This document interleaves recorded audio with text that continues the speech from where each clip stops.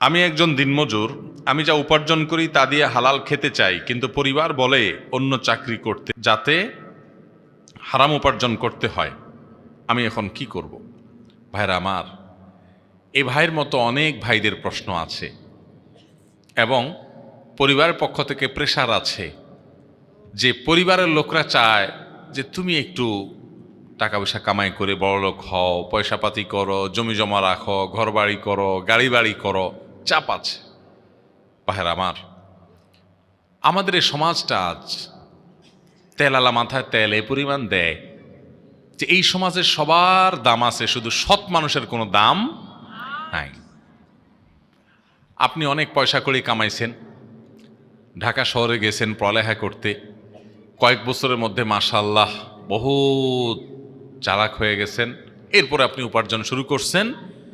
দিনান আপনি দেখা গেল যে জমি জমা রাখা শুরু করছেন, বাজারে একটা দোকান রাখছেন, শহরে একটা ফ্ল্যাট বুকিং দিছেন, জমি জমা কেনা ধরছেন, একটা গাড়ি নতুন কিনছেন।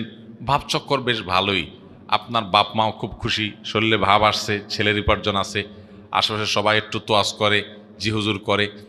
এটা দেখে অন্যান্য বাপমারা তাদের ছেলে মেয়েদেরকে প্রেশার দেয়, ছেলেমেয়েরা প্রেশার ফিল করে যে আমাদের তো এরকম দরকার। এই সমাজে উপার্জন করে কেউ যদি উপরে উঠতে পারে সবাই বাহবা দেয়, মাশাআল্লাহ বাবা, মাশাআল্লাহ তুমি সফল মানুষ, সফল আগায় গেছো, মাশাআল্লাহ। অন্যদিকে বলে দেখ অমুকের কাছ থেকে শিখ কিছু। ঠিক না ভাই? ঠিক।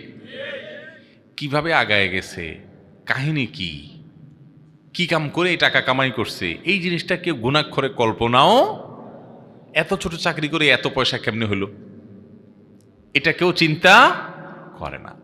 এই সমাজটা আজ এমন একটা জায়গায় চলে গেছে যে সবাই শুধুমাত্র পয়সা করে কামাই করলে তাকে তেল মাখে।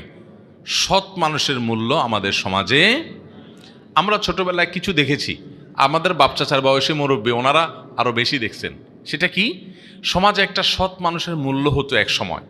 একজন স্কুলের মাস্টার, তাকে দেখে পুরো এলাকার মানুষ রাস্তার পাশে দাঁড়িয়ে সালাম করত, শ্রদ্ধা করত, জানে যে লোকটা সৎ এবং ভালো মানুষ। চোর ডাকাত পয়সাওয়ালা হলেও সামনে হয়তো ভয়ে কিছু বলতো না, প্রতিটা মানুষ ঘৃণা করত। এখন অন্যায়কে ঘৃণা করার মানসিকতাও সমাজ থেকে লোপ হয়ে গেছে। এখন সৎ মানুষকে দেখলে কেউ জিজ্ঞাসা পর্যন্ত করে না। কিন্তু তাই বলে কি আমরা সততা ছেড়ে দিব?